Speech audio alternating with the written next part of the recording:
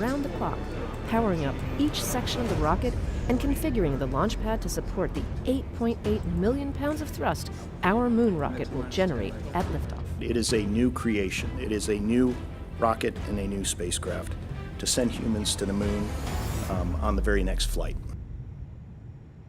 Today, we make history. With the launch of the most powerful rocket the world has ever seen, we are taking the first step in humanity's return to the moon. I can tell you there's an energy and there's an excitement around the Kennedy Space Center, I would say, across the agency and all around the Space Coast as we get closer and closer to this launch. This mission will validate that the rocket and capsule do perform as expected before future Artemis missions send astronauts to the lunar surface. We have worked really hard to get here. The team has done an absolutely outstanding job, and we're up to the challenge, and I'm really looking forward to a successful test flight. You are looking at the world's most powerful rocket and Orion spacecraft live on Launch Pad 39B. Artemis 1 embodies the hard work of thousands across the world, determined to explore for the benefit of all. I'm Megan Cruz, and this is NASA astronaut Kayla Barron. When I first walked up and saw the view from the desk here, I was just blown away. This is the moment when it comes to the countdown, and then tension starts, and well, let's cross fingers, everything works well. Tension is rising, and we are fully excited here. Over the past few years, teams have put in thousands of hours, performing simulations and rehearsals to ensure that they are ready for this moment. As our 0 hour approaches for the Artemis generation, we do have a heightened sense of anticipation, and there's definitely excitement amongst the team members. We've noticed just the overall mood and focus within the team is definitely a positive one. Now, with all systems configured correctly, the launch director gives the final go for liftoff. On behalf of all the men and women across our great nation who have worked to bring this hardware together. To make this day possible. And for the Artemis generation, this is for you. At this time, I give you a go to resume count and launch Artemis 1. This mission goes with a lot of hopes and dreams of a lot of people. It's no longer the Apollo generation. It's the Artemis generation. And that brings a whole new world of discoveries. T-minus 50 seconds and counting.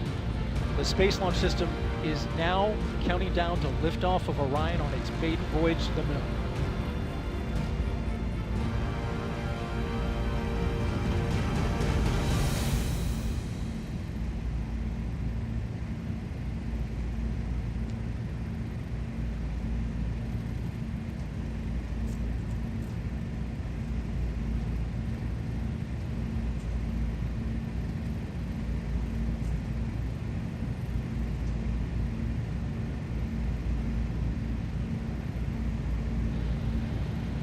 And here we go. 10. Hydrogen burn-off igniters initiated. 7, 6, 5.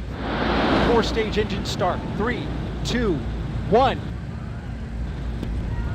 And liftoff of Artemis 1. We rise together back to the moon and beyond.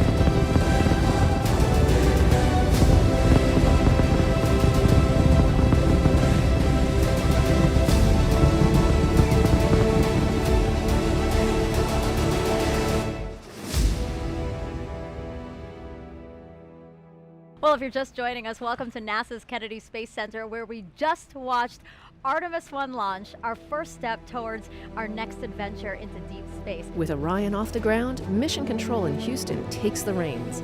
Our nation is returning to the moon. And we have worked hard as a team. You guys have worked hard as a team for this moment. This is your moment.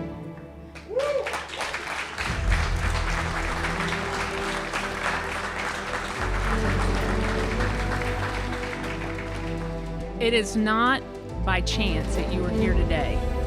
So I want you to look around at this team and know that you have earned it. You have earned your place in the room. You've earned this moment. You have earned your place in history. The successful launch of SLS is just the beginning. Orion will spend the next several weeks journeying around the moon, sending flight data back to teams here on Earth for real-time analysis. During its mission, Orion reached speeds traveling about 30 times as fast as the speed of sound. This dramatic video of the Earth-Moon transit that took place showed and punctuated the fact that we were pressing away from our home planet to a distance of some 268,000 miles away from Earth, further than any human-rated spacecraft had ever traveled, for a spacecraft designed to return humans to Earth, eclipsing the mark set by the Apollo 13 vehicle back in 1970. After several weeks of flight, it was time for Orion to return home. A half-century later, NASA's newest moon explorer, the Orion spacecraft, is barreling its way back home after circumnavigating the moon and beyond in an elliptical distant retrograde orbit.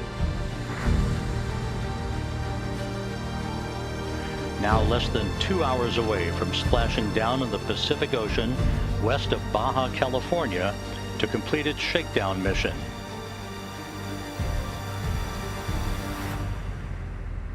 Like the Apollo missions of the past, Orion will have to endure incredibly high temperatures during re-entry of Earth's atmosphere.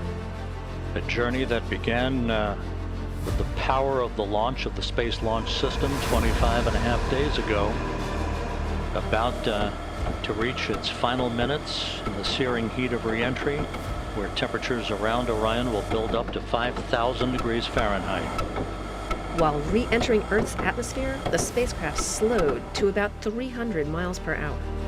As it continued its descent, Orion's parachute system, containing 11 total parachutes, deployed once it reached approximately 9,000 feet and a speed of about 130 miles per hour. And there it is, high over the Pacific, America's new ticket to ride to the moon and beyond now in view. Orion under its chutes descending towards splashdown. These parachutes help slow the crew module to a much more manageable speed, roughly 20 miles per hour, for a water landing off the coast of California.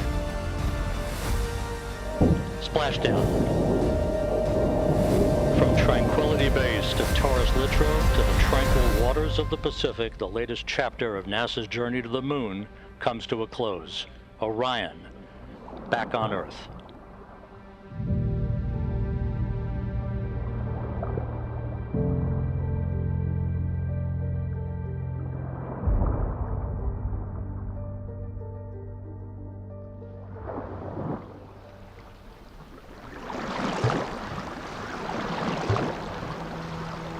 We've got a perfect view, a front row seat to the Orion splashdown.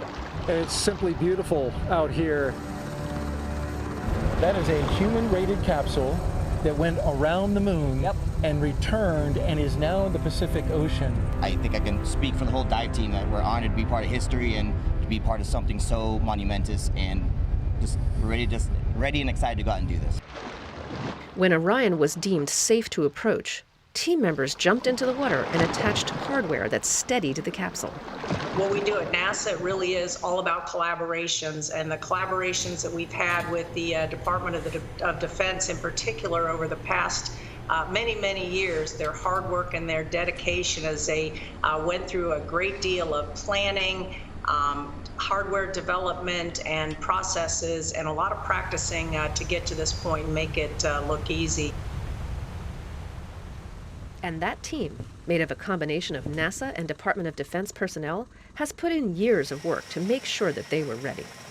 Melissa Jones, the recovery director, just came from outside the ship's control center where she was monitoring and, of course, managing her team in the midst of this recovery. So, Melissa, thank you for being here. Thank you for having me. It's been a long time coming. We've been working this mission for a while, and we've done a ton of training.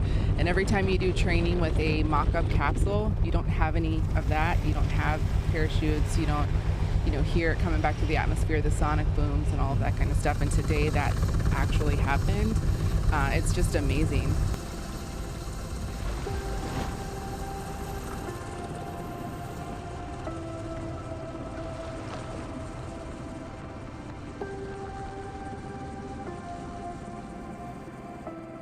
You know, this mission, this spacecraft and this team exceeded all expectations. For the last 25 and a half days, we've been every day looking ahead to the next flight to see how we can improve on where we are today so that we can fly a safe and successful mission with our astronauts next time around. Once stabilized, the team secured the spacecraft with hardware and rope assemblies and towed it to the Navy ship. The dive team then connected Orion to a series of ropes from inside the back of the ship, known as the well deck, to safely and securely pull the capsule inside.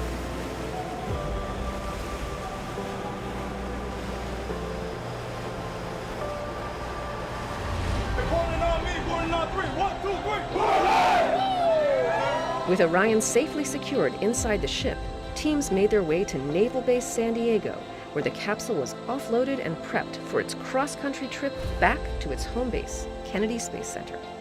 This is really the start of a campaign of several missions to get humans back to the moon and beyond to Mars. So there's still a lot to be done, and this is just the beginning. Kennedy just stunned everybody with the Apollo generation. I believe that this nation should commit itself to achieving the goal before this decade is out. And said that we were going to achieve what we thought was impossible. Of landing a man on the moon and returning him safely to the Earth. Many things have happened since, but we knew we were going back. This is the program of going back to the moon to learn, to live, to invent, to create in order to explore beyond. Oh, it's a new day. A new day has dawned. An Artemis generation is taking us there.